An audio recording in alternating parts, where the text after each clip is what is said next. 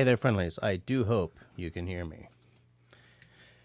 Let me put my cans on. Why am I putting the cans on? Come on, you guys know. It's so that I feel like a real live radio announcer. I got the radio mic. Why not have the radio cans? Am I right? Of course I'm right. I'm always right. I'm not always right. But anyway. I'm going to do the housekeeping. Then we're going to see who's hanging with us. And then we're going to get on to tonight's subject matter. Now, to start off, I would like to say welcome to the latest episode of my wondrous live stream, where, yeah, I got that. The live stream where we talk about knives, we talk about beer, and we talk about bushcraft. I got that backwards, but that's okay, because tonight we're talking about knives more than beer. Going to be talking about some knife skills. If you are, in fact, watching us time shifted to tomorrow or next week or next month or next year, thanks for doing that. I love watching the comments roll in after the fact in the days and sometimes weeks that follow. Usually a day or two. If a sip of tea, because my throat's a little sore tonight, just a little dry. If at any point tonight you really, really like what's happening, then I invite you to please hit the smiley thumb. If at any point tonight you kind of don't like what's going on, kind of hate it, that's all right. The frowny thumb works just as well. And if you would like to take a more active role in helping the channel to grow and keep the lights on around here, then I invite you to do as several on the side chat here already have. And please investigate the join button wherever the heck YouTube has put it this hour. There you will see the 2 tiers of membership and what each of those tiers gets you. One of the tiers is that members get to suggest live stream and video subjects. And tonight's subject was suggested by Mr. David Evans. I think it's a good one. If you suggest something, it will not always be this week's, but I will definitely pack it away for an upcoming live stream if it's a good idea. If it's like, wank stains on parade or something, I'm not going to do that. But if it's a legit idea, then I will definitely investigate it. Maybe you might have to do a little research. Maybe I can just turn on the camera and yammer. So, I'm going to say hi to who is in the side chat, and then we shall sort of just get on to the skills chitty-chatty. So Canadian started us off right with a very incisive dad joke, very sharp of him, a very sharp dad joke. David Evans, how many drinks can you have before it is unsafe to handle a knife? I am going to say kind of none. And so for tonight, as long as we're talking about the knives, I will be drinking tea and water. Because I have said often, and I still say, that I crack when I'm in the woods, I crack the booze only after all the Sharpies have been used, put away, and the fire has been laid and lit. So I shall live by those words tonight. Country Boy says to Canadian that dad jokes are the best. I believe so. I am in agreement with you there on that. Hey, look who's here. Peanut Trucker in the house. Peanut Trucker, man, I was thinking about you late last week. This was awful. It was one of the 2 days a week that I work at the day job rather than work for the day job from home. And I'm booting onto the highway, and it's like there's an on-ramp and there's 4 lanes, and everyone's always there's always a big jam up there, and people are trying to do some stuff. So I get on, and I'm crossing lanes where I can. And I pop into the second to leftmost. I'm aiming to get into the leftmost at some point because I got to be there for my exit 3 or 4 kilometers away anyway. Actually, it's further than that, but and there's a tanker truck in front of me. And he's been trying to do something, or people are whatever it is. The guy had clearly had enough, and he just pulled into my lane. Now, voom isn't the same as if he's driving a Smart or something. It's just he came into my lane, and I was kind of going too fast to necessarily stop. And there was a guy coming up behind me in the leftmost lane, and this almost took me out 2 years ago. So at this point, it's like, okay, I know what to do. So I just gunned it and popped into the leftmost lane. There was still some room between me and the guy coming up my arse, but I went faster. Got around, and the poor guy driving the truck, I don't know, I guess a blind spot or something, but he looked surprised to see me essentially miss his front bumper by maybe a half a length of my car. So yeah, that was stressful. I had to do some breathing after that. I swore in both official languages. And as I said, like that almost the exact same thing happened to me a couple of years ago on that stretch as well. It's a really dangerous stretch of road. All that to say, hey, Peanut Trucker, how's it going? Oh, good. David says that joke has cut me to the bone. Okay. All right. I see where tonight is going to go. Right off the rails. Everyone's saying hi to each other. Oh, God, I'm not cut out for this. Yikes. Sound is good. I'm glad to hear it. I don't know if I necessarily need to be as paranoid about the sound as I have been up until now, but I still sort of have this residual like, oh, please be working.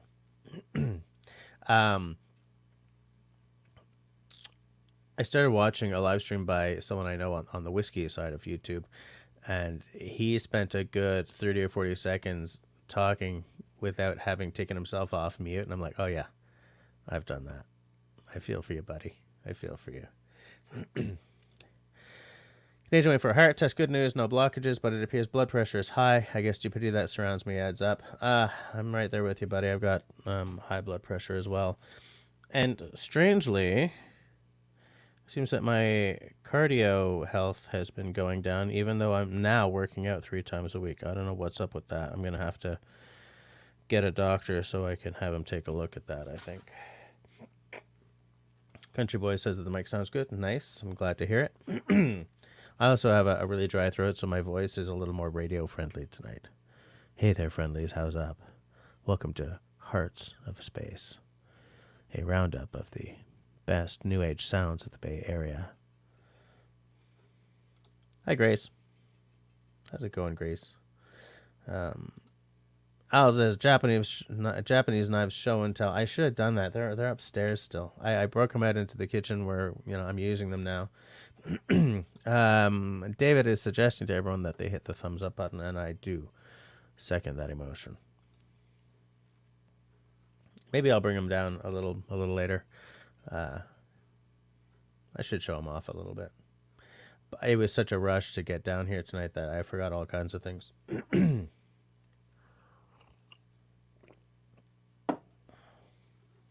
Oh, nice. Canadian got the planters filled with soil. I just ordered some flower seeds, like some stuff to attract hummingbirds. I meant to do it like a month and a half ago, and I just forgot about it. So I ordered them today. Better late than never, right? Darth Vader in the house. How's it going, Lord Vader? How are things on the dark side tonight? Hi, Christy. How's it going down there tonight? David is suggesting that everyone becomes a member and supports me and my channel, and I also think that that's a fine idea. It's a good concept. Am I caught up? No. I'm late. Okay, I'm going to just sort of try to skip down a bit. I see that everyone's saying hi to each other. Anyone new popped in? No, we're good. Canadian says tabernacle. That's probably because of my story. It's always better to be rear-ended, absolutely. But I'm not entirely sure if I would want to be rear-ended by an 18-wheeler. Peanut Trucker says, that's what you got to do getting on the interstate. Just floor it. I believe the interstate is the American highway system, right? Linda, hi. Dennis's show is very informative. What were they talking about? Were they talking about first date tonight, or were they talking about... I don't remember. I do not know. Why are you guys counting the number of seeds on a strawberry? What the heck, guys? Chrissy says I can get the knives when I go get my cheese. All right, I'm caught up. Oh, Shawnee's here. How's it going? Yes, it was first aid. Linda says, yeah. Yeah, that's why I remembered seeing that.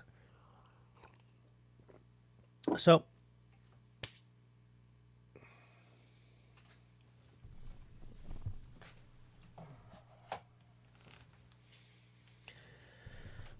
knife. Knife in sheath. Before I start giving you guys all my opinions and stuff, I do want to say I believe I put links to two sort of knife skills videos that I did with Cody. I don't think I've ever done a knife skills video without her, actually. They're down in the show notes below.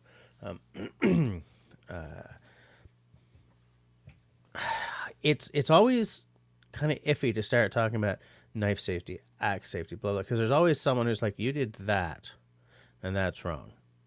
And so I just want to start off by saying that I have very likely forgotten at least one important knife safety rule in my life. But there are a lot of knife safety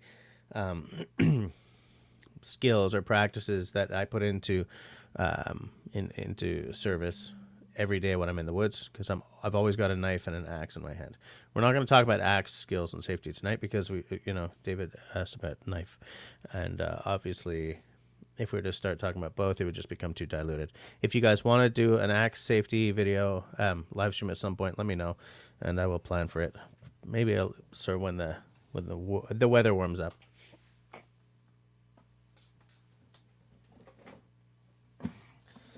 Here are my knives. This is all of them. I don't know if I need to take out more knives than this one. This one I keep on the shelf above this computer specifically for live streams. So that I can say, talk about beer, knives, bushcraft.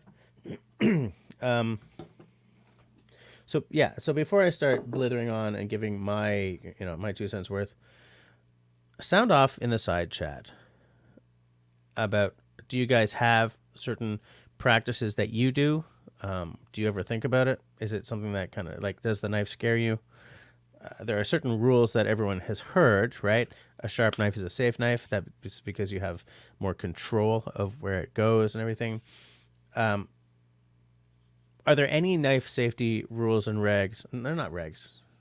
Rules of thumb, because you want to keep both your thumbs, that you feel are not true. That it's just, there are words of like wisdom that we all say. It's like, but it doesn't work. It's like, I before E except after C. I mean, there are all kinds of words that don't follow that rule in English. So the value of that rule is kind of ersatz. Are there any knife safety rules of thumb that you think are similarly like exploded by the passage of time and experience? Anything that people say, here's your safety rule, and it's like, actually it doesn't work.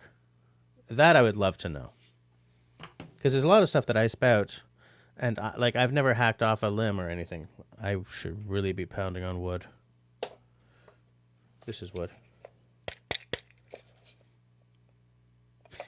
These are salmon, which is funny because if I eat salmon, I die. But Haida style art, I believe this is specifically Haida, although this is a print. This isn't like, it's a cedar box. Haida is my favorite art style. If you see the real stuff, huge, takes your breath away. But anyways, okay, I have knocked on wood. Yeah, are there any knife safety rules that you think are like, actually that's not true? That's just an old wives' tale.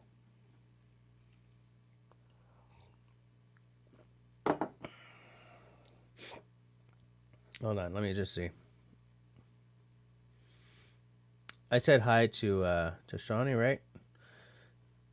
Kiwi, Bushcraft and Survival. I do not know if I have ever seen your name pop up in my side chat. If it has and I've forgotten, then I'm deeply sorry, embarrassed, and not surprised. I was telling people that ever since I got my COVID a couple of years ago now, my memory is gone. If I don't write something down, it gets forgotten. It's what I lovingly refer to as I have a mind like a steel sieve. About the 4-bladed bushcraft auger that you tested in the video works great, but wish they had a 1.5 and a 2-inch with that design. Yeah, I want to say something about that video because I'm not surprised. There were 2 things happening in that video. There were 3 things happening in that video. One is that one of those augers was broken, and I hadn't noticed because I hadn't opened them since getting them. 2, I was definitely using them on wood that was too seasoned. And 3, I kind of didn't know what I was doing. Like I'd had a concept, but I had no practical experience with augers yet at that point. I leave that video up because I think that it's good for me. Like some of the responses to that video have been constructive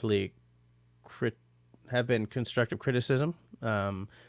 Some have been informative in other ways, and some of them have been downright mean. But I'm leaving them all up there because at the end of the day, 10 years ago when I started this, 10 years ago this June, when I started this channel, I promised to myself and to the viewers that I'm leaving my mistakes in. And I think it's useful for those of us who do this, who put ourselves on YouTube as bushcrafters or whatever sort of skill set you can think of. It's important for us to show that we're not experts in everything. It's important for us to show that we all still have things to learn. So I leave that up there. So I'm glad that you watched that. I'm glad that you bought one and that it's working well for you because that makes me happy. I intend to redo that video at some point, but not to redo the video, but like to sort of revisit the augers now that I've been sort of messing with them a bit more and I'm a little more confident with them. I want to sort of spend some time on the maintenance side, seeing if I can improve their cutting power and stuff with a little sharpening and stuff like that. Because everything gets dull after a while when you're cutting wood, right? Excuse me for a second, folks.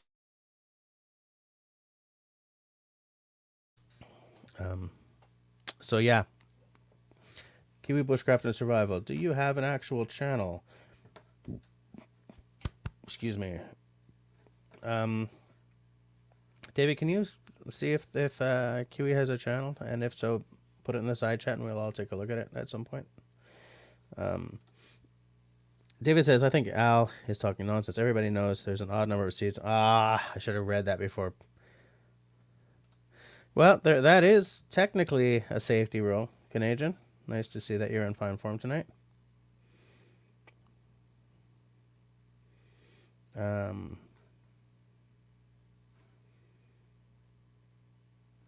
Okay, so Country Boy says that when it comes to anything sharp, I just use common sense. I don't overthink. Come to think of it, I don't think much at all. Okay. A lot of these rules are just common sense, but it's good to revisit them sometimes, like when I'm teaching my daughter how to use a knife, for instance.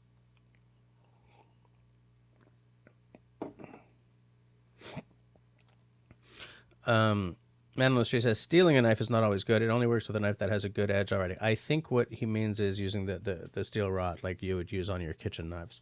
Yeah, because that is not a sharpening implement. It's a honing implement. Absolutely.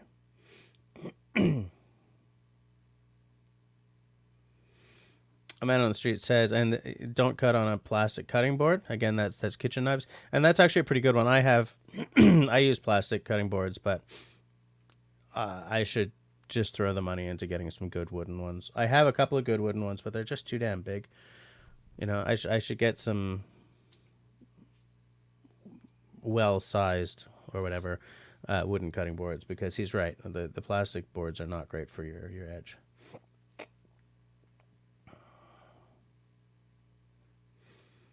When purchasing a single bevel knife, be sure to get the appropriate bevel, left versus right, the appropriate hand. That's also true of single bevel carving knives, right? Like that Gransfors Swedish carving knife.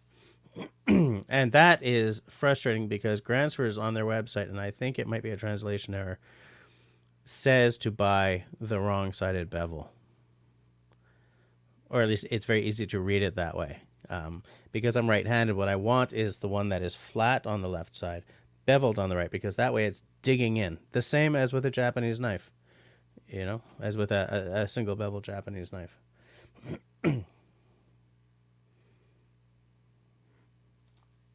Always choose the right knife for the task. Not all knives are created equal. That is absolutely true. And that's very interesting, Shawnee. I'm going to put that back up. That's very interesting because you, anyone who does bushcraft and survival and stuff knows about the Nesmith trio, right? Yes, the Nesmith trio. I suddenly, a voice in my head, it's cap art, but it's not, right? That's a little pocket knife, one of those little canoe style knives, which I should really get one day, right? Two-bladed knife, that's it, okay? Then a larger knife, belt knife, and then a two-sided axe. And and his knife and his tool philosophy plays into the shape of a Nesmith style knife, okay? It's because to him the belt knife was your food prep knife. Your little carving and general bushcraft knife was the little pocket knife with the two blades. And for everything else he had a two-sided a double bladed axe, a hatchet. Sorry, I'm not doing well with the words tonight here, guys. And that is a very different bushcraft philosophy than you would hear spouted on any channel or in any book today, right? And me too. In some ways, we all follow the Ray Mears slash Lars Falt philosophy, right? The belt knife is the bushcraft knife. We have another knife for food prep for sure. Single beveled axe. I mean, single-sided ended bladed, single-bladed axe. Jesse, for God's sakes. We all follow some variant of the model that guys like Ray Mears and Lars Felt show. There's another name that I'm trying to remember, but whatever. And so it's very interesting. The Nesmith trio, I am dying to do a series of videos on the Nesmith trio. I just haven't built a Nesmith trio yet. Just as a way of exploring it and bringing you guys along for the ride. Because my knife skills are based on a belt knife. Does any of that change with a little folder? I mean, I have a folding knife around here somewhere.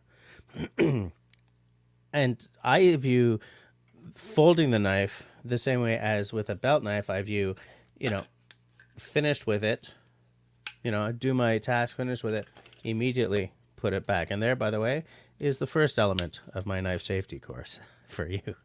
I don't really have a knife safety course, but I mean, that's the one thing. And I forget to do this sometimes. And I shouldn't, because I should know better. Take my knife out, do the task, put the knife back in immediately. A knife that's in its sheath is a knife that is presenting way less danger to its user. That's just a basic. Kiwi says, I love seeing the mistakes because it displays full transparency and honesty, and that means a lot to me and others, I'm sure. Well, that means a lot to me, too. I don't like anything that turns YouTube into like TV 2.0. So I'm not in love with how users, with how YouTubers are now getting like studios and hiring full staff and everything. Although I can understand where that comes from. Believe me, if I didn't have to edit my own videos, I would have way more videos churning out. But I feel that hiding all the mistakes is part of that, making it too polished, too perfect. No, I'm not that interested.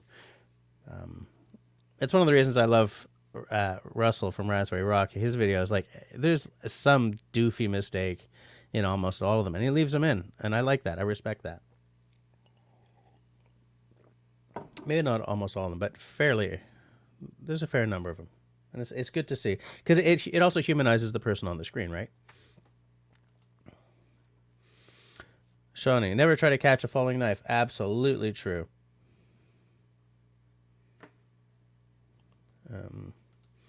Okay, I'm done. I'll bore Jess AL to death. Okay, fair enough. Okay, good. David found Kiwi's channel. Nice. I'm going to... I can't... How come I can't... Oh, it's because I'm in StreamYard. Hold on. I'm just going to click, and that I will right click on that link. Cannot find it now. There it is.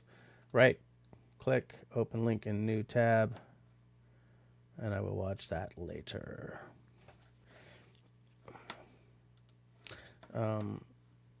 Thanks, Dave.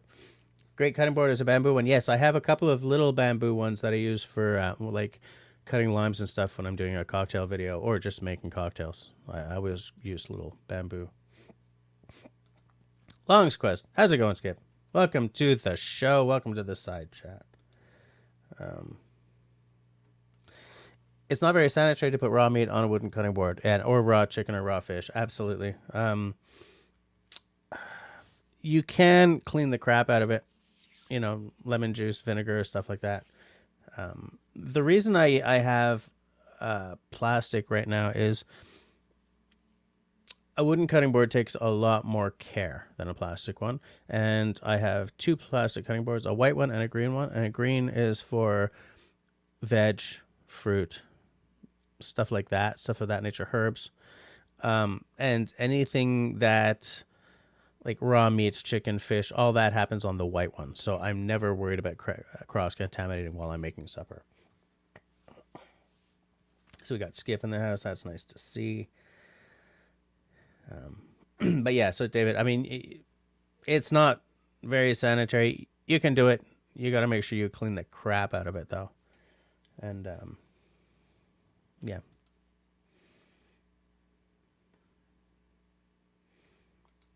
And this is Al being disgusting.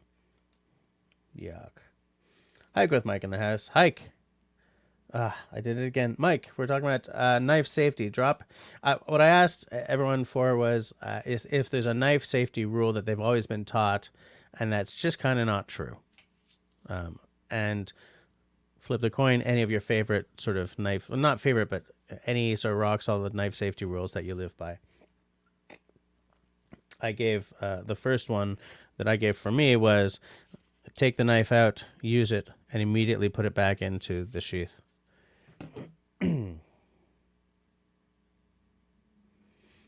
Yes, it's a double bit axe. That's what I was looking for. Sorry, I was talking to my wife a lot before starting this live stream, so I'm having a hard time switching back into English in my head here. Some people say that it's dangerous to wear a neck knife. I wore a 4-inch blade neck knife for months to test this theory. Not once did I have any issues. I even slept with it on almost every night.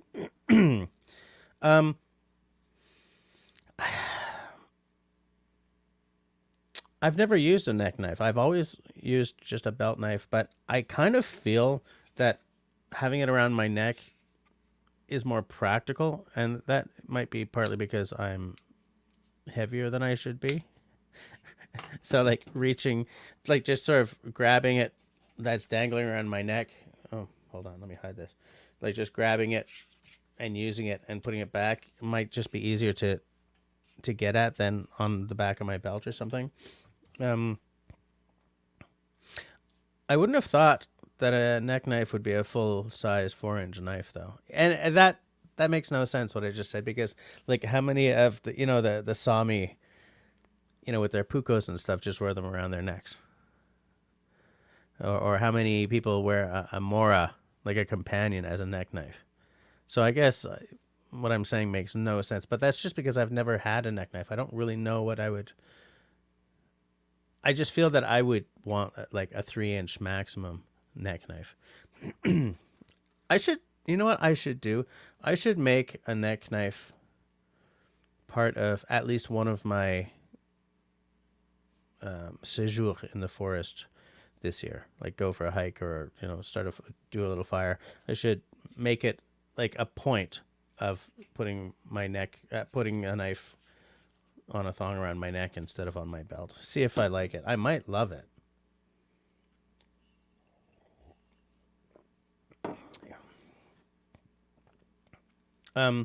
Oh yeah, but I wanted to say, so you wore it for months to test this series, and no issues. That's cool. Do you still wear a neck knife on occasion, or was it something you were just doing for the test? Like, what's more comfortable for you, around the neck or on the belt? Oh, also for me, um, on a belt knife, I love it to have a dangler. Okay, I don't have the dangler on this right now because I just sort of keep it up there. Dangler's over there, but I like my knife to have a dangler. Some people don't like the dangler. They feel that it flops around too much. They like it just to have that little loop there. But for me, the dangler is it's a big deal. So what do you guys think about that?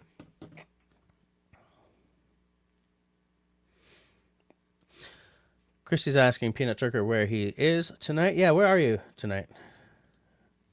He probably answered that, and I'm just late, right? So I'm not present in Cow Hampshire currently, just so you all know, because you're all dying to know this. Fair enough. Are you traveling? Don't tell us that you're traveling. Someone might rob you. Nobody knows where you live. You're in Daytona tonight. Okay, good to know.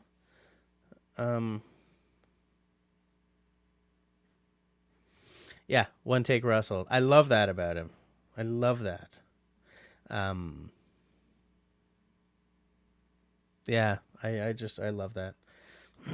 Destiny says hi. How's it going, Destiny?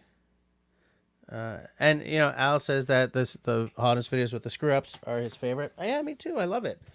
And I love anyone who can sort of make an epic mistake and laugh about it. Yeah, laughing at yourself is a superpower, man. That ability is a superpower. No, sorry. Destiny's still saying hi to everyone.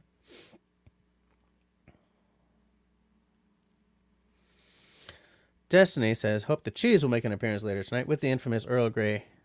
Here's my tea Earl Grey hot right here. Because Destiny, because tonight's video is about knife skills and knife safety, one of my primo rules is if I'm handling knives and axes, I do not drink the booze until the knives are away for the night. So, for as long as we're talking about these knifes, I will be drinking tea and water. Everyone's sort of still saying hi to each other. Shawnee's asking if Al is shopping, which is weird, but okay. Fair enough. Yep, exactly. What Al says, using salt and lemon after use will clean and sanitize no matter what. Absolutely. Absolutely. And Al is on the hunt. I bet you he's trying to buy a classic car to restore or something.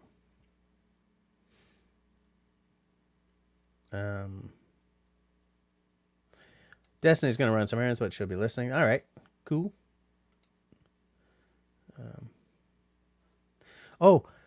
Shawnee says, giving a knife as a gift is bad luck. True or false? I hope it's false. I definitely hope it's false. I have given a knife. In fact,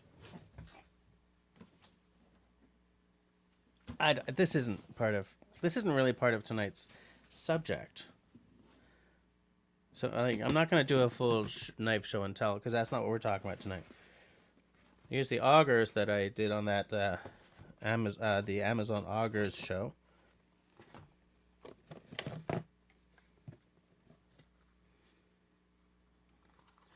So here's the knife that, most of you who are like OG channel watchers will remember that I did a couple of episodes on making the sheath and the handle for this knife for my daughter. I wonder if she's outgrown that knife. She's using this knife on the knife safety videos that I linked in the show notes. She was very happy with it. I'm very happy with it. Look at that. Hold on. Stacked birch handle. Beautiful. And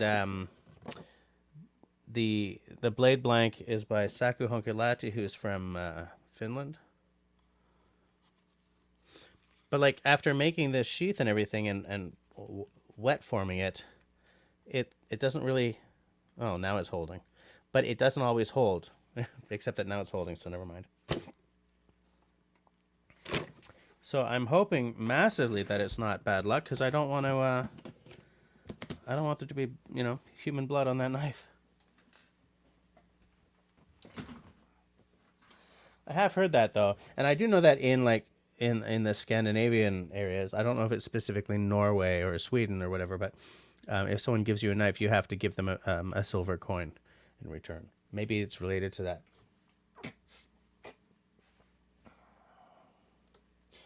Okay, like the neck knives, I don't like because the sweat on your body causes the knife to rust.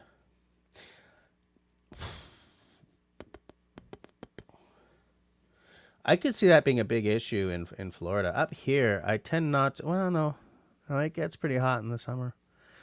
But like for most of the time that I'm in the woods, I have something between me and the knife just because, it's 10 degrees out or something. Tim in the house. How's it going, Tim? Okay, so David is asking what the advantage is to having a knife around your neck versus on your belt next to your hip. I think it's just like if you're leaning down and you're doing something, it's probably just easier to just grab. Hold on. To just sort of grab than to sort of reach behind you. That's sort of the impression that I get. But there are so many ways to wear a knife. There's neck knife, there's dangler, there's just like the belt loop, there's scout style, right? That's where you wear it horizontally. I'd like to check that out as well, but I've got this real fear about blade, and I'm reaching behind me where I can't see. Like even when I've got it on on my belt, I have to sort of look just to make sure I'm not missing and slicing myself or my pants or anything. Tim likes the sushi knife the best. Okay. Oh God, David bringing the class. Oh, Tim says at Christy's home. Nice. I like it. That's an improvement. Kiwi says, love having a neck knife now. Wear a neck folder daily. Okay. I would advise caution with folders that open too easily. Fixed blade is best. Once you find the right setup for yourself, it's great. Yeah. Yeah, you definitely don't want the folder to be anything that sort of flaps open too easily. Absolutely.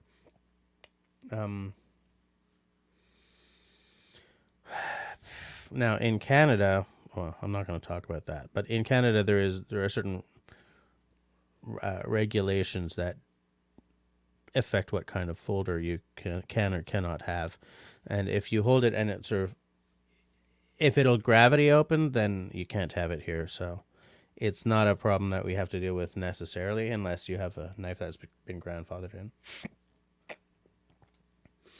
It's not bad luck if you give a coin with it, says, hi, Mom, by the way. Yeah, I was mentioning how in Scandinavia, like in Sweden, if someone gives you a knife, you have to give them a silver coin. Or give them silver. I guess a coin is just the easiest way to do it. David has tried numerous fish filleting knives and still cannot find one that you like. What don't you like about them? Now, a fish filleting knife, those are like long, very narrow, and very thin, right? So they're bendy? Is that what it is? Yeah, I wouldn't cross draw a knife either. Absolutely not.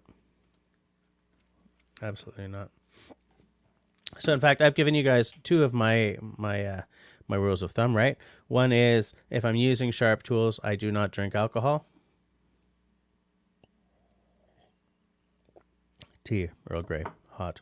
And the other is take it out, use it, put it back in to the sheath immediately. There are all kinds of things that okay, let me ask you guys this. I will very rarely use an axe or a knife with gloves on. I like having the, I'm just going to pop this out very carefully, because I did give myself a good gash during a live stream several years ago. Those of you who are real OG subs will remember that. I like the tactility of having my hand right up against the tool. Anything sharp, saw, axe, knife. I don't like anything between me and the tool. Like a glove, something might slip, right? Wet glove might slip. On these Mora Garbergs, even when this handle is wet, it ain't slipping very much. You know, my wet hand on this, fine. Wet glove, I'm never sure. Never sure. Big winter gloves, you have no idea if you're gripping properly. No idea. I like to have, excuse me, bare hand on the tool. Absolutely. That's just because I need to know that I have control. I need the tactility. I need the familiarity with the item, because they're so dangerous if they slip. So I don't know if you guys have any philosophy one way or the other, or if that's even something you've thought about. Now, what that means though is, one knife I'm dying to get is the Hella Tamagami, because that's designed for winter, right? It's a full tang knife, but it's not on this side. The tang is fully embedded in the wood of the handle, so that it doesn't freeze your fingers while you're trying to work with it in like sub-zero. Because look, around where I live, it'll hit -40. It won't stay there for weeks on end, but you know, it'll be -25, -30, and sometimes -40. Even at -20, you don't want your hands up against cold metal. But that knife, for a long time, I've been saying, I'm just, you know, once money's better, I'm going to get one. And for that entire time, it's been going up in price. So I don't think I'm ever going to get it. But yeah, no gloves. If it's very, very cold, okay. Because like, I don't want frostbite while I'm trying to use my tools, right? But I will use the thinnest glove I can.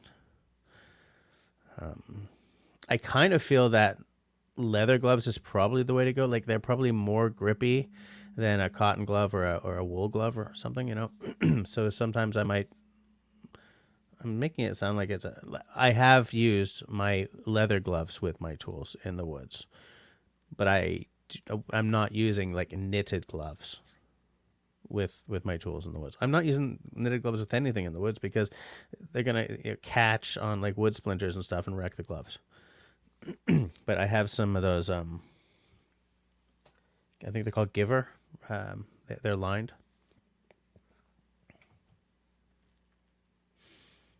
I'm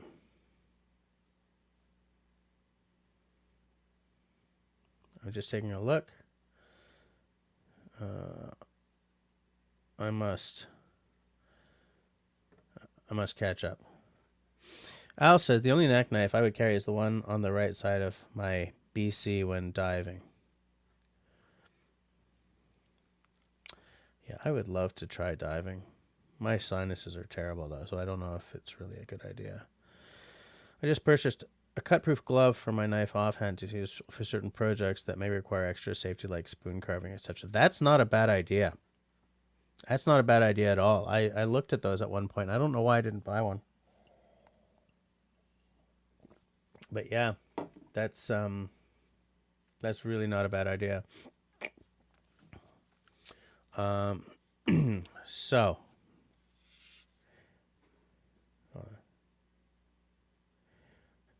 So David is going to have a glass of blue at 10 p.m. Al's already into the bottle. What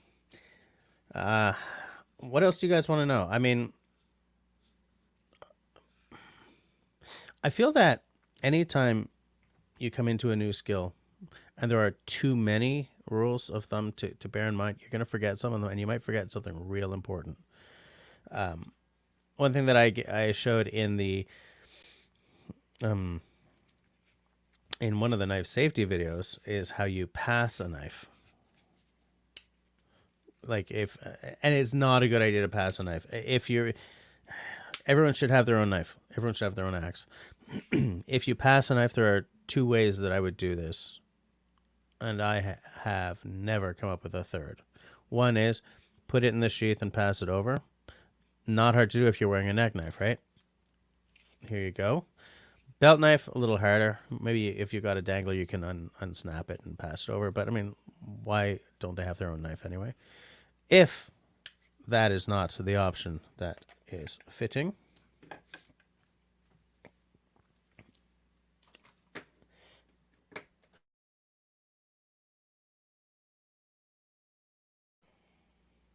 then what you do is, oh, this is hard to do in front of camera. Hold on.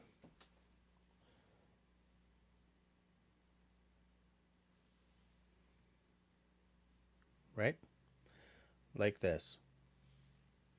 So that you're not going to get cut by the blade when they come and they take the knife.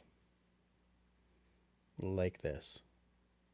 Not gripping like, you know, and you're not gripping it too hard. You just sort of cradling it in your hand like this. See how I'm supporting it so that it's not going to, whoops. Okay. I got it like this. I'm not going to get cut as they grab it. And if they do something stupid, they're never going to get my knife again. I'm not okay with passing someone my knife anyway. I think everyone should have their own knife because as soon as you start passing knives around, it gets dangerous. But yeah, so that's it. And they can come and they can take it gently. And then when they pass it back to you, this is how I taught Camille to pass a knife. But I also taught her that we don't pass knives. Have your own. Use it. Put it back in the chute. Put it away. Hold on a second. Country Boy says, if you pass a knife, you put it down and the other person picks it up. That is also true. That's also good for axes. Absolutely. But yeah, putting it down and letting the other person pick it up also absolutely works. If you're both working next to each other on a surface, that's the best. You know, put it down between you and they take it, because you don't want anyone reaching across anyone, right? So put it down between you. Step away from the tool.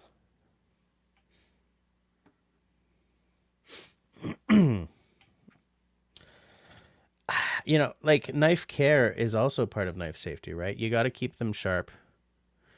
A sharp knife is a safe knife. With a sharp knife, you have control. With a dull knife, you don't. A dull knife will slip at one point and you're going to be bleeding.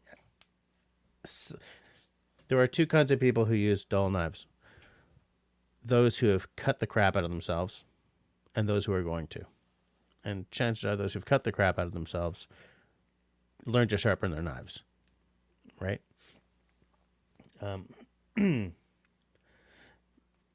So that's like, if you have knives, you need to have stones or diamond cards or sandpaper on a piece of wood, kind of anything. You need to learn to sharpen it. It's a knife 101 skill. I am not a terrific sharpener, but I can get my knives to serviceable. I would love it if I could get my knives the way, you know, Dutch bushcraft knives do, right? I mean, those guys will have their knives sharp, sharp, sharp, and like a mirror polish on the bevel. They're just those guys. I mean, those guys are a couple of yahoos, but they know exactly what they're talking about. They've got the skills. You know, they talk a good game, and they have the skills to prove it. Absolutely.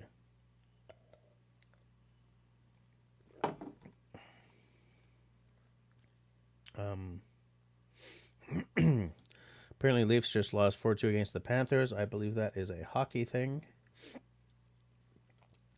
Dull people use dull knives. Makes sense, right? Yeah, right until it slips, and then they smarten the hell up, right? Thank you. Peanut Trucker hit the thumbs up. How's about the rest of you? Hey, so how many thumbs ups do I have tonight? Just let me check. That. Oh, that's... So we got 19 people watching and 12 thumbs ups. So some of you are letting me down. It's a small crew tonight, but that's my own fault for only, you know, setting the reminder like, what, 5 minutes before coming on. Canadian is back. Kiwi says, Dave Canterbury suggests when wearing a belt knife to position it just behind the hip bone. Yeah. So between the hip bone and the butt cheek. You have easy access, but safer in case you fall. That makes perfect sense. I don't know if I have it dialed in quite that much, but I put it behind the third belt loop, I guess. So yeah, it's in that general area, absolutely, and that way it's not, you're not brushing your hand against it as you walk, as you walk through the woods very mechanically in a marching fashion or anything like that. It's out of the way. Absolutely. That also lets you wear a bigger knife than you would be able to wear if it's just like straight on the side. For me, a 4-inch knife, a 4-inch blade is ideal. That's my comfort zone. That's my home base. But some people like, a big chopper or a 5-inch knife. And my, where is it? My Grumman number 4, I believe, is a 5-inch or an almost 5. Dave Evans, have you measured the Grumman number 4? One of you guys, knows exactly the length of that blade. Or is it Sam Jackson? I don't know where that guy is.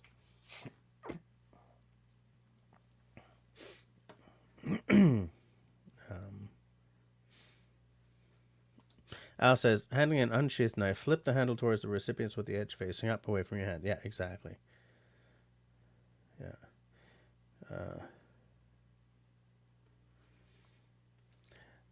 Peanut's asking if Shotgun David's gonna do a shotgun. I don't think I've ever seen him shotgun a beer. Oops. Okay, so the Grumman number 4 is 5 inches. Yeah. So that's the longest blade I have. And I do love it, but I do, in most contexts, the woodlore, essentially. 4-inch blade. Though if I had the money, instead of the woodlore, I would probably buy a jacklore. I like that guy's work, and I want to support him one day. Just thinking, yeah, I don't have anything longer than a 5-inch blade. Everything is 4. I got a mini Nesmik, which is like a little 3.5, I think, 3 or 3.5. But that's like my kitchen knife, my camp kitchen knife. That's my food prep knife. So yeah, I thought you guys were gonna be like filling up my side chat with knife safety or knife practice philosophy, and you guys sort of didn't really. Really, Dave still hasn't. Your number 1 is still in the box. I would have had that thing out quickie first. Well, I did when I got my number 1. I did a first impressions video on it like immediately that week. You're gonna love that knife, man. They look so weird, but they're so well thought out. The ergonomics are just there. The number 4 as well, but it's a meatier knife. It's a bigger deal. Hey, if Kiwi's still here, do you have a main knife that you take? How many of you guys have like a specific main knife that is your honey, your bushcraft honey? I don't know if I have one specific main knife, but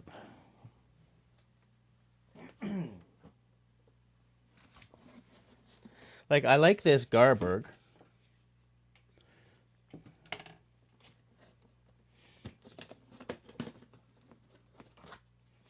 And do you guys find that your main knife you have to use differently than your other knives if you have a bunch of knives?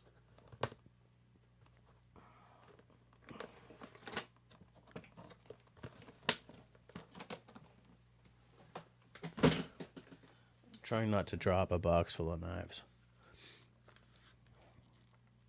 OG channel subs will definitely recognize this knife.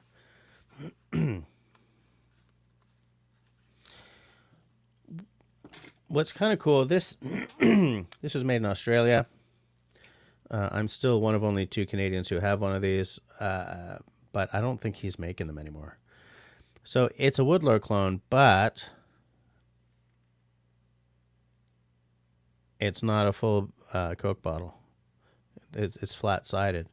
And when I first got this, I was kind of let down because I was looking for the full-on woodlore clone. But Morris Kohansky, I feel like I've spoken about this forever, many times, but Morse Kohensky didn't have time for that Coke bottle crap. He said that you need, to him, a knife should have slab-sided or nearly slab-sided scales, just so that you can pick it up without even looking at it, which I wouldn't do. But like, no matter what, you've got it. You're holding it the right way, right? With flat-sided scales rather than a more rounded thing, there's virtually no way you can pick it up sideways by accident, or like it's not going to slip this way. Like if you're skinning a deer and you got blood on your hands or whatever, it's not going to slip this way. With a very rounded, because those Coke bottle scales, they're not perfectly round, but they're very rounded compared to this. And a lot of knives, what's with the sinuses and the throat tonight, man?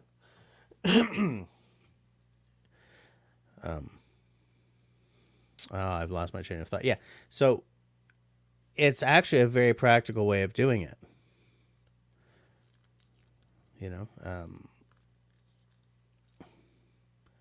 Doesn't slip. This knife has been beat to hell, and it still keeps on ticking. 01 tool steel, right? Basic as heck. Desert ironwood scales. Happy with it. This is my first wet forming job on the sheath. I didn't do a very good job, but I do like this knife. It's a Campbell, Jeb Campbell.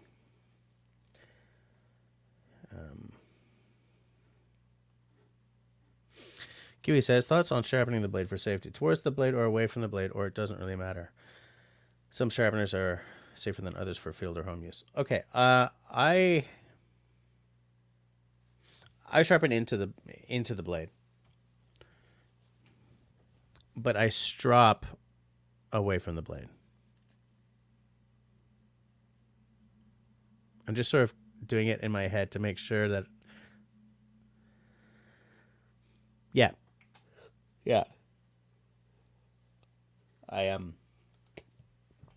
I don't think it really matters on a bushcraft knife. Like you can do this if you want, right? I mean, if you're not using a file, which who the heck would use a file on a knife? You can just go back and forth on the stone if you want, But I like to. I hold it and I go into the blade like this. And then when I strop, I do the opposite. I go the other way. It's always worked well for me. I don't think there's any reason not to do it that way. But I also think that if you do it away from the blade, it's probably not hurting anything. That's my feeling on it.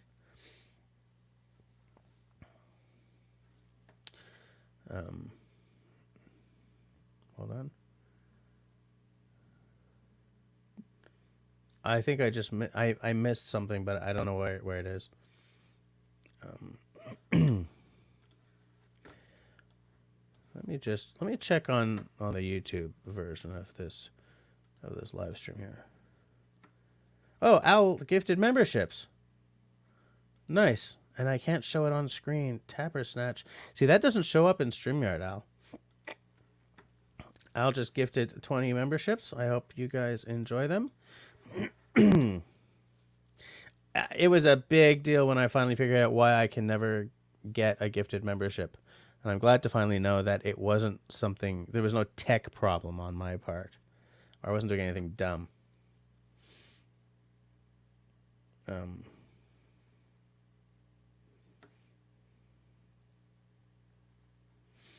Destiny says, no. Chrissy says, gift memberships that Al just gave are giving them to people who aren't here. Very weird. Or maybe they're just lurking, right? All right, Peanut Trucker's wife just got a membership. Nice. That's cool. She's here. Hi, Jennifer. I just rolled into... I have a bass amp sitting right here. I'm organizing... It looks horrible in this basement, guys, but I'm trying to get it organized. Shawnee got some membership gift. Nice.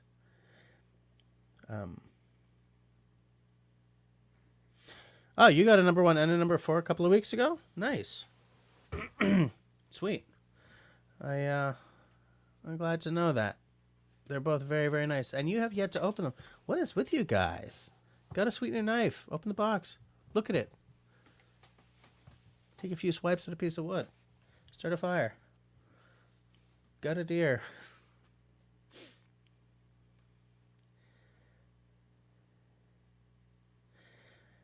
Okay. Man on the street. He has two. Zikar and the Gerber you got in boot camp. I have a Gerber that is supposed to be great, but just let me find it.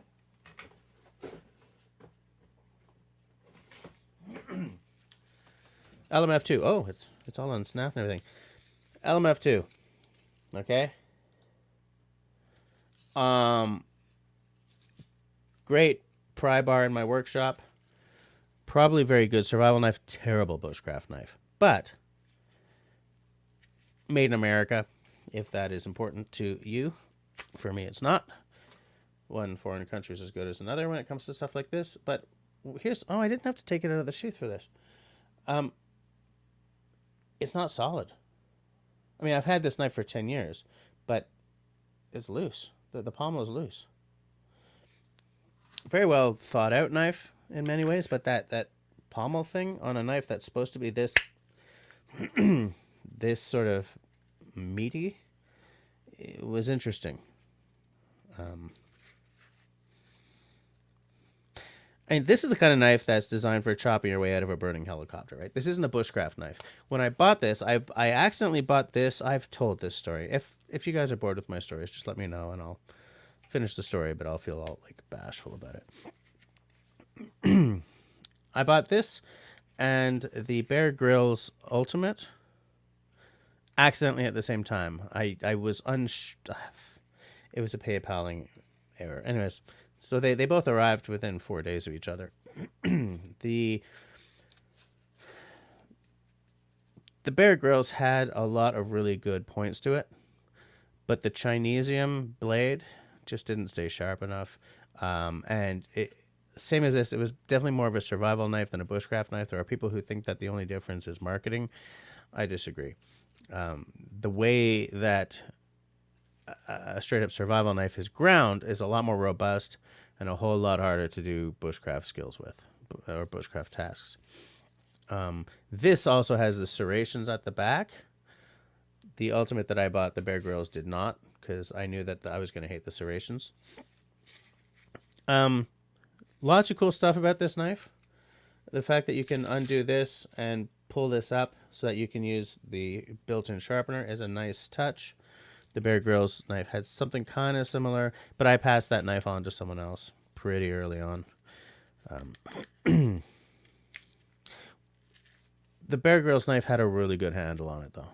Like the handle on that was very well thought out. And the fact that it had little splashes of orange in it as part of the design meant that I did drop it in tall grass once and could find it. If I drop this in tall grass, it's gone. It's absolutely gone. And I drop stuff a lot. So I like there to be some blaze orange on everything I have. Not just because it looks fabulous. So yeah, Al, which Gerber is it that you got at boot camp? If you're looking for whetstones, you can very, very, very easily spend a lot of money. I have a very nice set of whetstones in my Amazon list, which I will probably be buying myself later in the summer. But it's a full set of stones. There's a case to be made that that set of stones is more of a kitchen knife set of stones. I have one stone that's 1,000, 4,000, like two-sided. It's a king stone, I think. You can buy that at Lee Valley, and I have used that for axes and bushcraft knives as well as for my kitchen knives. But I think that, especially if you want to do sharpening like in the field, Falkneven makes a small-sized sharpening stone that is a good grip, a good grit, very nice size, like in your backpack or in your pocket, practically. These smaller stones are really only good for field sharpening, I find. Like when you want to do a full-on like you're home from your trip and you're doing the knife maintenance that the knife deserves after having supported you for the whole trip. There you want a full-sized stone. I don't know. Do you want me to do a quick search on Lee Valley and drop a couple of links, or just telling you that Lee Valley has good stones is enough, David, and you can just go and find stuff. The kit that I have on my Amazon list, I'll show you.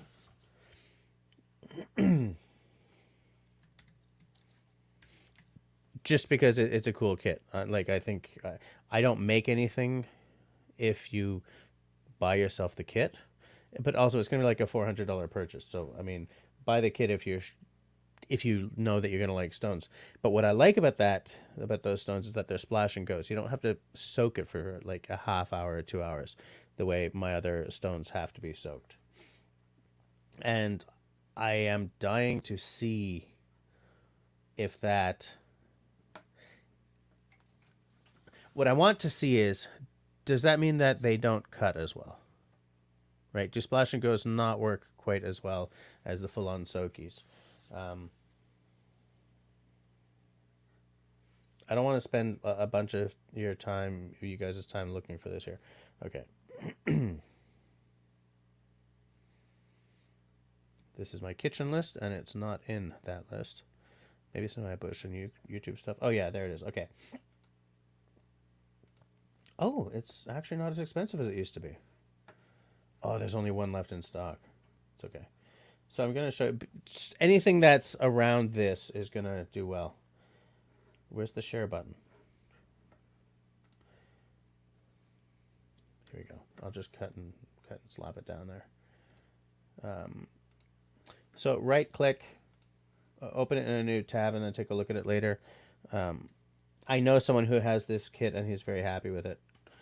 And he also, now, I don't know if you'd be able to like sharpen a straight razor with this kit though, which is something that I need to get, something that I can sharpen a straight razor with, because this thing maxes it. This is 1,000 to 12,000, I think. Yeah, 1,000, 5, 8, and 12. For a straight razor, you kind of want to max out around the 16,000 level. But anyways, there it is.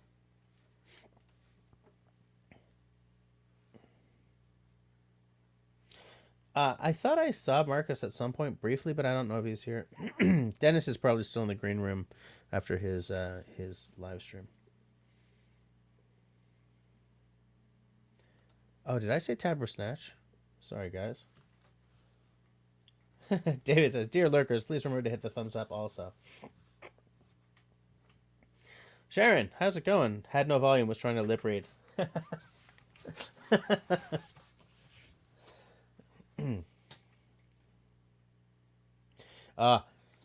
David says, "Does anyone own the Rambo knife with the compass and the handle?" I remember that is like the quintessential 80s tool. Hold on.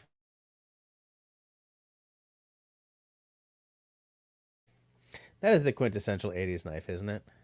Like it's a big sort of, it's got that buck knife, the swedge and everything on it.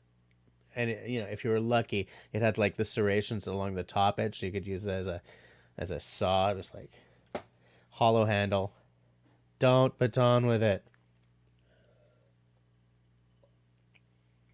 I never had one. I had something that was similarly 80s at one point, but I gifted it to another YouTuber at one point. And it had like a faux Navajo design in the scales. David has a Rambo knife in Florida, bought it at Harbor Freight. That is non-surprising. Country Boy, never liked Gerber, but I got a Gerber machete with a reverse hook, and it's fantastic for cutting alder saplings on overgrown trails here on the wet coast. Gerber is a little uneven in that they do have some well-made made in America stuff like the LMF2 that for some reason on mine the pommel is loose. But they also have like the Far East made knives that are built to a price point, So I feel that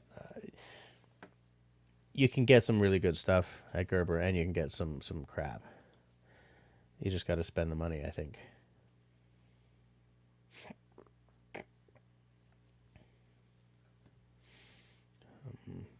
Hold on. Carol's here. I'm trying to catch up, guys. I realize that I'm late, so I'm just trying to sort of skip forward a little bit. So if you are someone who's joined us recently and I haven't said hi, just say hi, and I will say hi to you. Dumb question. What do you use to sharpen scissors? Hate having to buy scissors every year or so because they are dull. You can use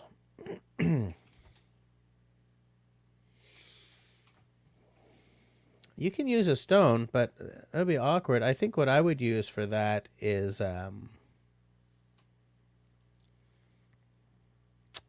somewhere I have something that's a sharpening file or something. What the heck? What is it? It's something narrow. Because, like, you can't even use something like this for scissors, That's not going to work. Actually, no, that's not going to work. What the hell would you use it for scissors?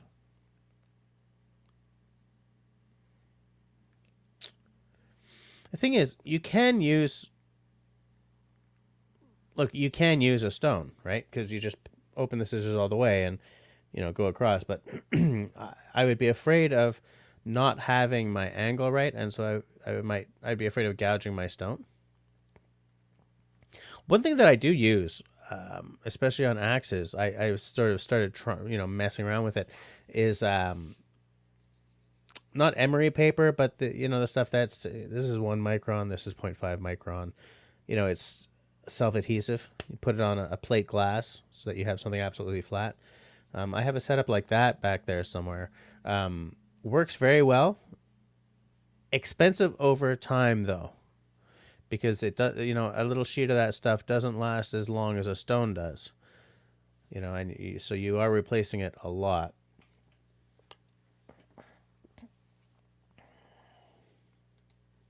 Q says, my EDC is the cold steel tie light 4-inch light-tail handles.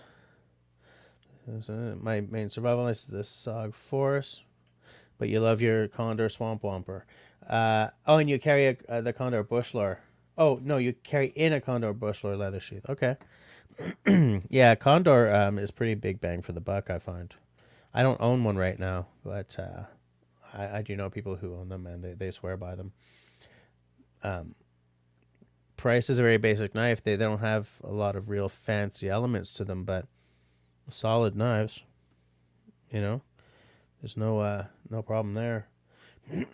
Well priced. Not as well priced as they were like 5 or 10 years ago, but still, nothing is. All right, Peanut Trucker's wife. Good night. 4 a.m. comes early. That it does. Thanks for hanging with us, Jennifer.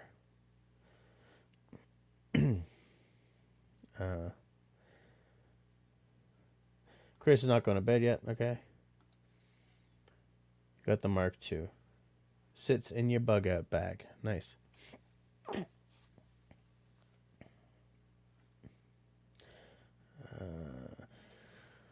David says, I heard Lansky makes a good Forest Stone sharpening kit available on Amazon. I have I have the knockoff Forest Stone Lansky. It's very good. What I wish it had is a stand, because holding the grippy thing, it's just, it gets a little sore. I mean, I have degenerative arthritis in my wrists and hands, so I wish that thing had a stand so I could just put it in the stand. But yeah, it's a legit choice. Absolutely.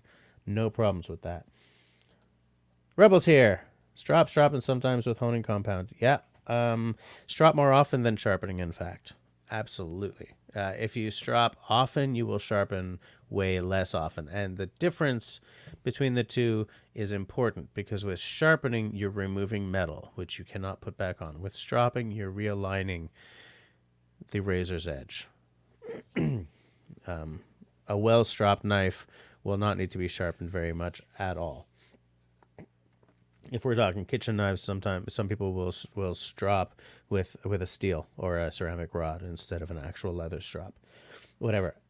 Any of that stuff will save you from having to sharpen your knife a lot. And you know,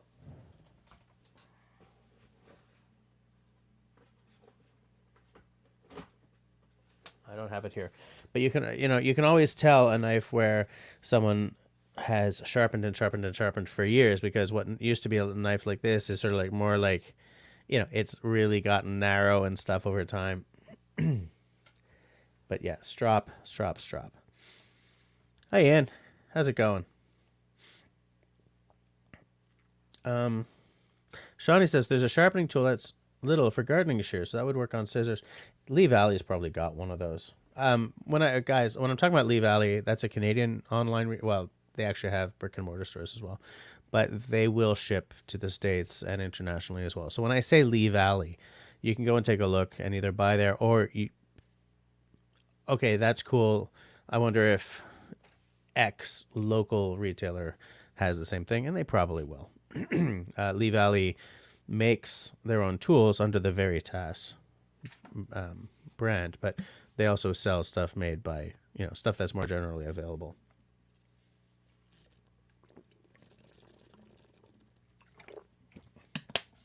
Got to drink your water, guys. In the forest or in the town. The M2205 was issued to me on the Kitty Hawk. I think I know what that is, but I just want to make sure before I go making an ass of myself, I think.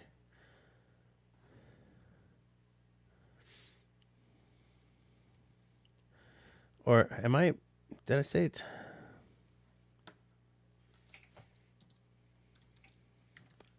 Is there like one digit too much there?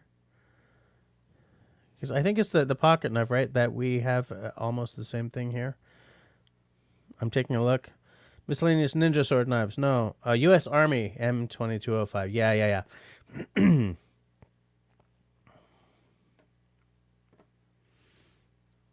Yeah. That's a cool little tool. Is that a Marlin spike on it? I don't think it's a Marlin spike. It's probably just an awl. And you still use that? You still have it? Like, just taking a look here.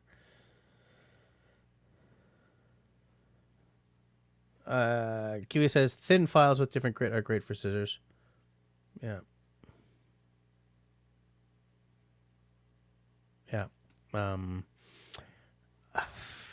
It's amazing how many things that like really narrow files are good for. Like, think of saw sharpening files. They're just really narrow files, right? In different grits, right? Different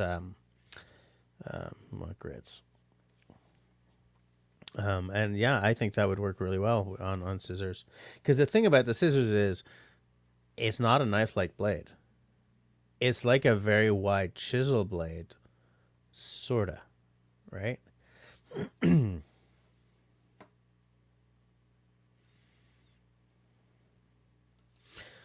Tramontina for Bushwhack Amazonia. I will look that up later. David Evans asks, what's the best angle to sharpen a knife blade at? Here's what I would do. And I don't live this, but I want to. I'm working towards it. I do this with my kitchen knives. I'm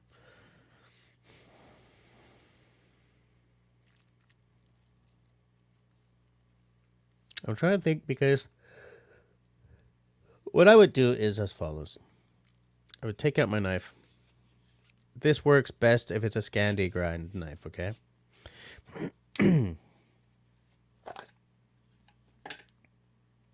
Take my knife out. Pretend this is a stone. Okay? Lay it flat. Lift it up so that the bevel is flat. And go.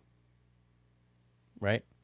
So that it doesn't matter what the exact degrees are that this knife was sharpened at. It may be a perfect 23 degrees or 30 or something, whatever. But if you just lay it flat, I don't want to do this on my fingers. if you lay it flat, angle it until the bevel is flat on the stone, and go. That's it. The knife is telling you exactly what angle to do it at. You don't have to worry about like guides and stuff. Now, if you're using a landscape system, I don't know where mine is, but it has a little guide on the inside of the lid. And here's the thing: if it's 26 degrees and your knife is not at a perfect 26 degrees, well, after a few years of sharpening it with that landscape system, it'll be at the perfect 26 degrees. Like, you may be adding a quasi micro bevel at the beginning, but over time the knife will grow into the landscape sharpening system. So you kind of don't have to worry about it. But I believe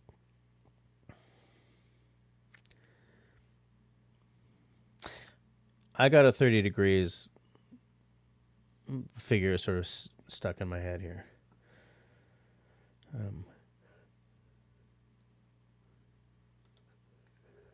Sorry, so I was changing to my Deep Bay Homestead persona while I edit.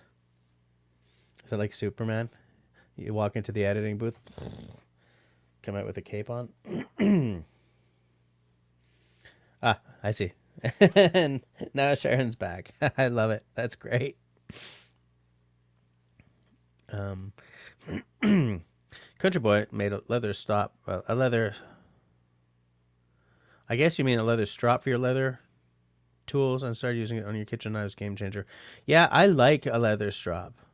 I like a leather strap for a couple of reasons. One is I have scratched my knives, like, you know, the non-cutting part of the blades with my rod before, and it's like, oh, okay.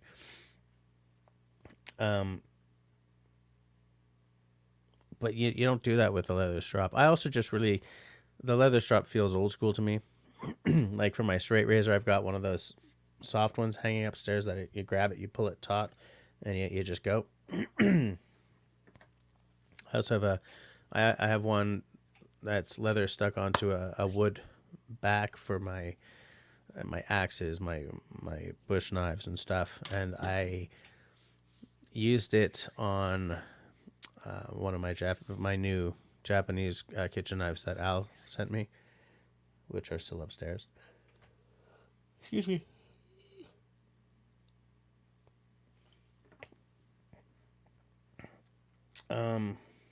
Yeah, like exactly like what Christy's asking Country Boy about. Exactly like the kind the barber uses. Al says thinks that scissors need to be sharpened at 40 to 45 degrees. That seems like it's probably in the ballpark, because it's a way different bevel than you need on knives for sure. Because it's got to be robust. It's got to be sharp, but it's also got to be robust, right? It's got to be able to hold up, because paper is horrible on knife blades. When I was in graphic design school in another life, we had these little X-Acto knives, you know, that you stick the blade in. Kind of looks like a scalpel. And we could use those blades 4 times each, and then we had to change them, because we were cutting into cardstock, we were cutting paper, we were cutting Mylar sheets, you know.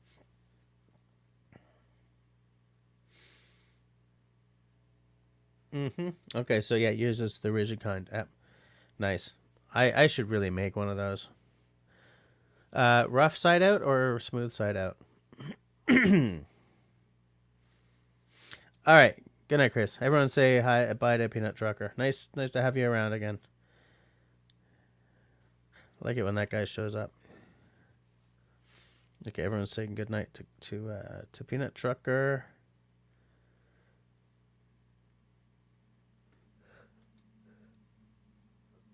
David, why you got to be like that?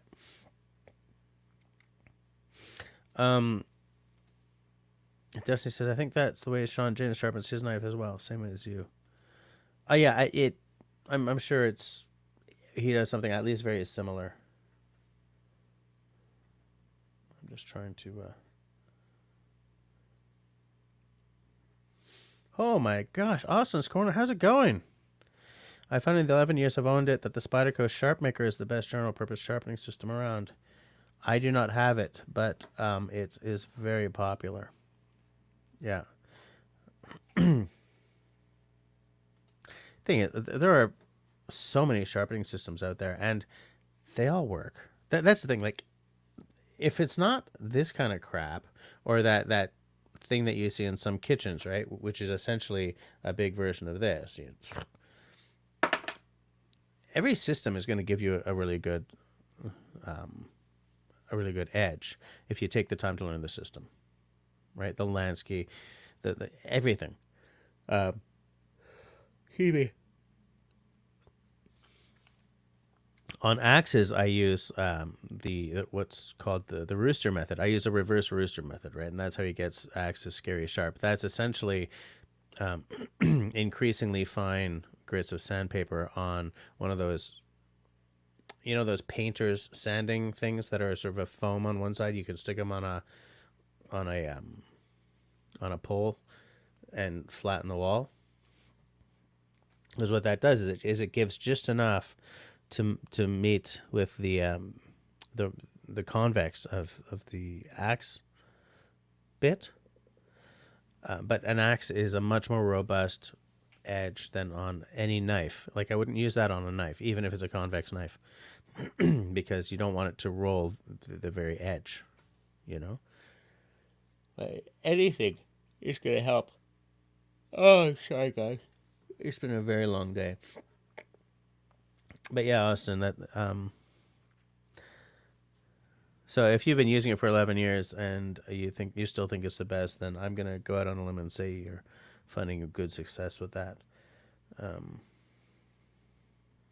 Hey, LT's here. How's it going, LT?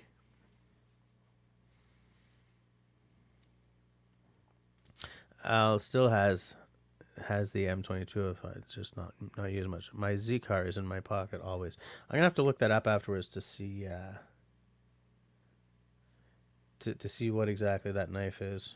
So it's in a pocket. Your Marlin tool are different. Not sure of the model. Okay. Yeah. Sorry, Canadian. I'm coming down the home stretch of my ability to stay awake. Canadian is a Swiss Army pocket carry. Sentimentally, got it in Switzerland. Yeah, my first pocket knife was an old Swiss Army knife. I have no idea where it is. It got beat to crap over the years. But it wasn't like a hand-me-down from my dad or any of those cool stories. It was just, I bought it, as a kid, I think, or someone, maybe it was in a Christmas stocking or some damn thing. I don't know.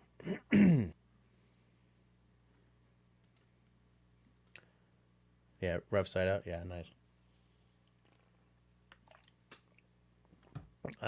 My compound is whatever the green stick is.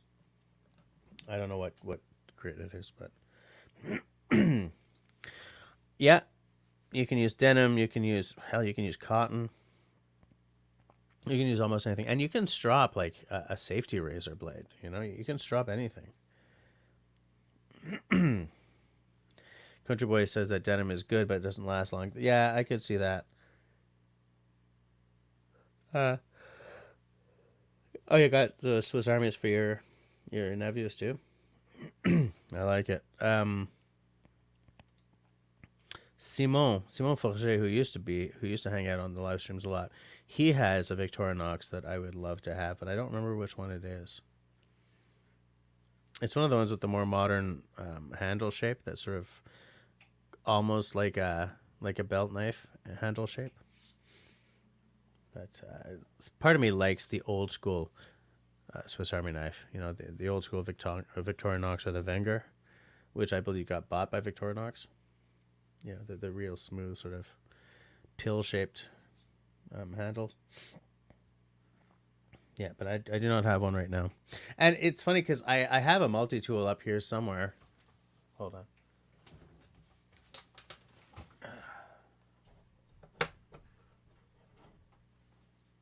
That's not a multi-tool. I don't know where it is. Found it. So I've got this. This is an old Leatherman fuse. It's great. It's fine. I mean, there are certain elements on it that are broken now. But there's something about the Swiss Army knife multi-tool that's got sort of an old school class to it that none of these guys have. LT, check. C'est le knife que tu m'as donné. Ça marche encore, non? It's good. It's good and sharp. I had to get over my fear of trying to sharpen these really thin edges, but yeah, still hanging out with me. Good little EDC blade.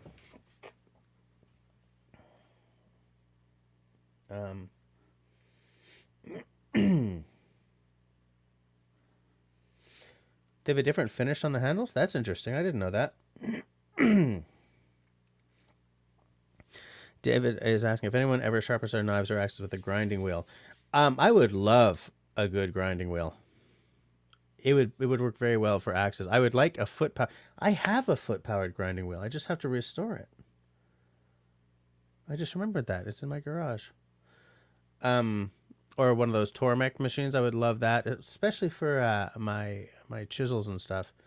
But I wouldn't use that necessarily on my knife, even though like the guys who hand make knives in places like Mora and and like Hella and stuff, they use wheels, to make these things. Or I think one of them has moved to grinders now, like the big knife maker's grinder, belt grinder, which I would love to have one, but wholly expensive.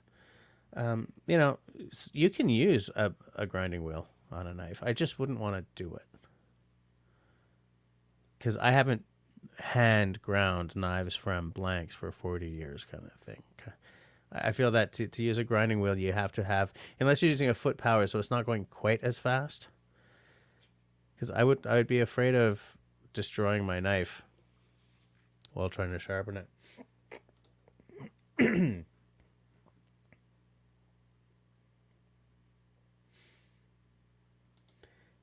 Hi, Callie. How's it going? Al has used a grinding wheel on his knives. Yeah, still have it. I lose it every few weeks and then find it again because I lose everything every few weeks. Yeah, I have a foot powered stone in my garage. It's a big honker. But maybe that'll be one of my projects for this summer, to restore that. That'd make a cool video, right? And restore it and then finish off by sharpening up an axe with it. Oh, Country Boy says, restoring an old grinding wheel sounds like a video idea. Yeah.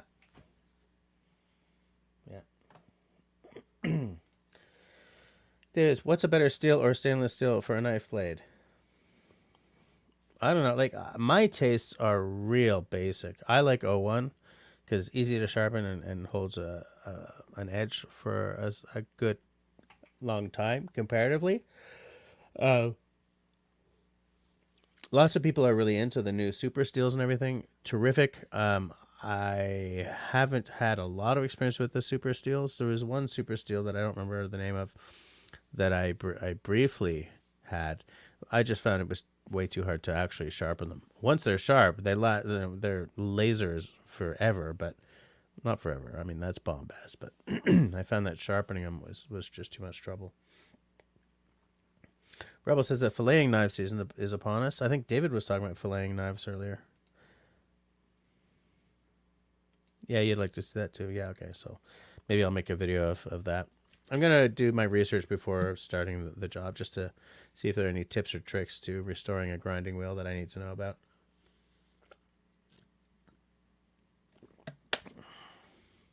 It'd be good to have a project going again. Kind of miss that. Excuse me. Anyone know where Russell is tonight? Hey, look who's here. How's it going, Serge? We're talking about knife skills and knife safety and such tonight for our bushcraft knives or our work knives or whatever. For those who don't know, 8 Acres is an electrician in life. Oh, you must have Simon had an electrician specific knife at one point. You must have one. Go get some cheese and show us your new knife set from Al. Yeah, it's easier to do when like Russell is on screen and being hilarious. But okay, I'll be right back, guys.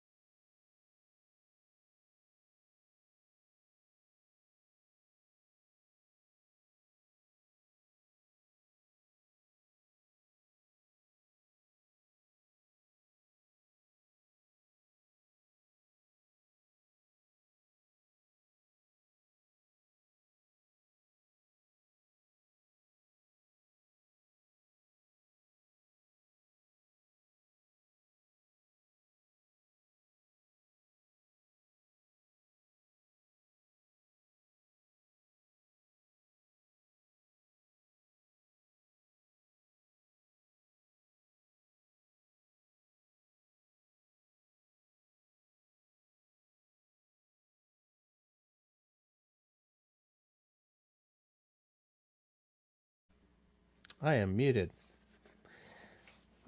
I don't know how that happened. So here's one more thing, is that there's a little stone. I haven't used this yet. Yeah, you know, I'll take it out. I don't know how much of that I muted, but I'm not going back over that whole conversation. So, little stone stand. Quite standard. Standard. It's not funny, Jess. And then this is probably like a 1,400 stone. I'm not sure. Yes, let's do an unboxing, shall we? Like a king stone or something. Oh, it's a 1,000, 3,000. So that would fit in here. So you start with your 1,000 side, right? That's how you sort of get your grind right, and then you flip to the 3,000 or 4,000 or whatever to sort of get your mirror polish on it, or to do the fine grinding. So that is they. Hold on. That is they. Knife skills are knife skills. A sharp knife is a safe knife, you know, as with all things. Kitchen knives are not that different from bushcraft knives, in that you still have to be aware of where the sharp end is. Treat it with respect.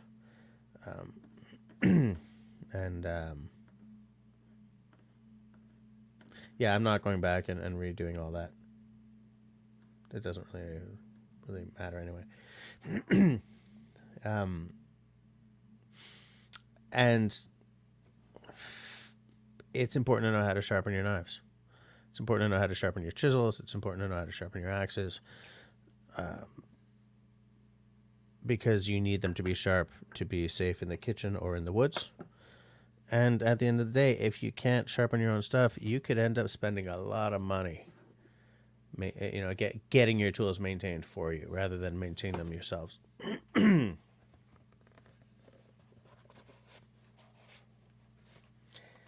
You know, it's a skill that we all need to have, essentially. And that's not me being all judgmental if you don't know how, because there's nothing wrong with not knowing how. There's something wrong with deciding that you don't want to know how. You know, like identifying that there's a hole in your skill set that could be a safety issue, and deciding not to fill that hole. That there's an issue with. I'm trying to fit this back together here. It's not going. There we go. Excuse me. Because at the end of the day, knowing how to keep your tools sharp and not rusty, because you don't want to get yourself lockjaw if you cut yourself with your knife.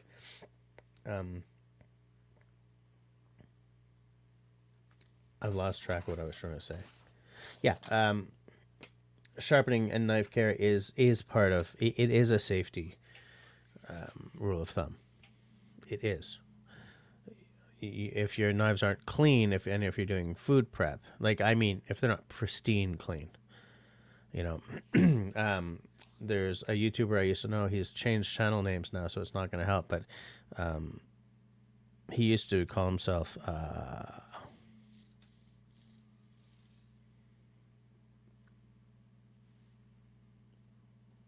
Fox Company Prepping. He put himself, he almost put himself right out.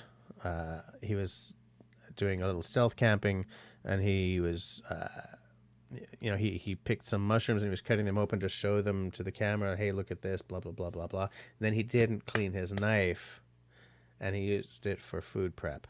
And so he got really sick, like epically sick. Fortunately, his wife is a nurse, so he did not check out completely, but that's a safety skill, knowing that you have, well, it's not a skill, it's a safety practice that is highly important. If you are using, see, I wouldn't use the same knife for bushcrafting and for food prep. Like, right there is an issue, right? But if you have a food prep knife in your backpack, Make sure it doesn't get cross-contaminated with the stuff that you use your bushcraft knife for. Make sure it doesn't get, you know, if you're using it to explore the fauna or the flora, actually, or the fauna, like if you're using it, you know, to skin a deer or to gut a deer, don't turn around and use it for food prep. Wash the hell out of it first, kind of thing.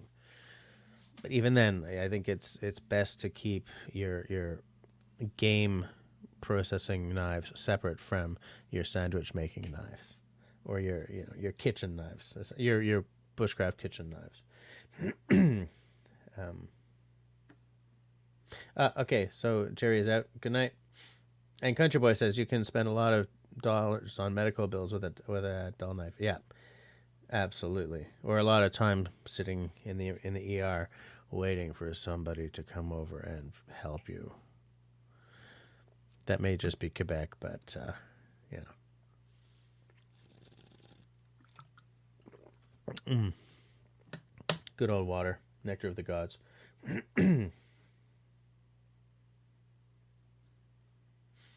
Hold on. Okay, argumentative know-it-all bores me. I'm out. All right, see you later, Al. I watched and read copious amounts of content to try and learn how to sharpen blades, then started practicing on cheap, blunt kitchen knives, then moved on to more. Yeah, and that's an excellent way to go about it. Yeah, LT is out as well. Oh, yeah, we're coming up on 11 o'clock here. Okay. David's hitting the road. Good night. All right. Yeah, we're coming down. We've got like 6 more minutes.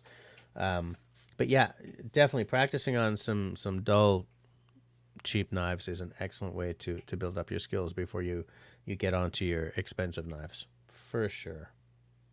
Absolutely. I agree. And that's kind of, in some ways, that's what I did as well. In some ways, it's kind of not, just because I didn't have any knives to play with before I had my first bushcraft knife and whatever.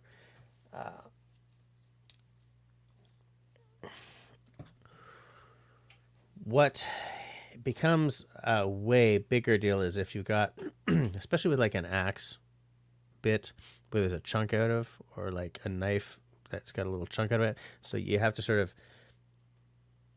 flatten it, like grind the edge all the way off to get it, you know, all sort of straight again, and then restart the bevel. Well, not restart completely, but like, and then do the bevel again, because you're taking a lot of metal off in that case. You know. So I don't know. I don't know if there's anything else I got to tell you. Like, there's a lot of knife safety stuff. You know, the triangle of death and the circle of blood kind of thing. Didn't go into that, but I do go into that in one of the videos I linked to in the show notes below. That's more of a spatial awareness thing and a body positioning thing. You know, when you're carving with a knife out in the woods, there's all kinds of stuff that it's really best if you keep in mind. And this is also true of axe work, absolutely. Like being aware of which way you're cutting, where are your legs while you're working with a knife, because, you know, if you cut a major line, you could bleed out, you know.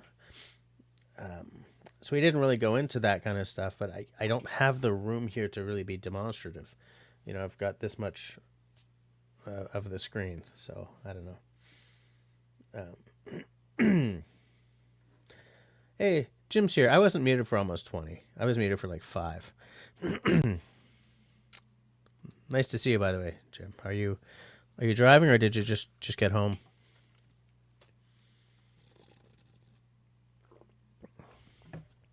You got a long drive to get home. You must love seeing home come into view at the end of that drive. But yeah, we're at 10:57, so like we're gonna shut her down. I just want to take a look and make sure that I'm not missing anyone. I want to say it was nice to see Kiwi Bushcraft and Survival here. I'm going to take a look at your channel right after this before I clean up all this stuff and wander off to bed. For everyone else, oh, I have to do my Duolingo tonight. Didn't do it yet. Yeah, well, let's shut her down there. People are going to bed anyway, so I'm going to do the same. Thanks for hanging out with me for this little chitty chatty, even though I wasn't, exactly hilarious tonight, or, Russell and I weren't doing the clown and pony show or whatever, dog and pony show. But I think that we talked about some interesting stuff. Yeah, let me know if you guys want me to do an axe variant of this kind of thing at some point. But yeah, so between next week, I may be a little late due to stuff, but I will be on. I'm not sure. I may be a little late, like 9:30 or something, but I'm not sure yet. Between now and then, everybody, please stay safe, stay sane, stay healthy, and be kind to one another. Good night.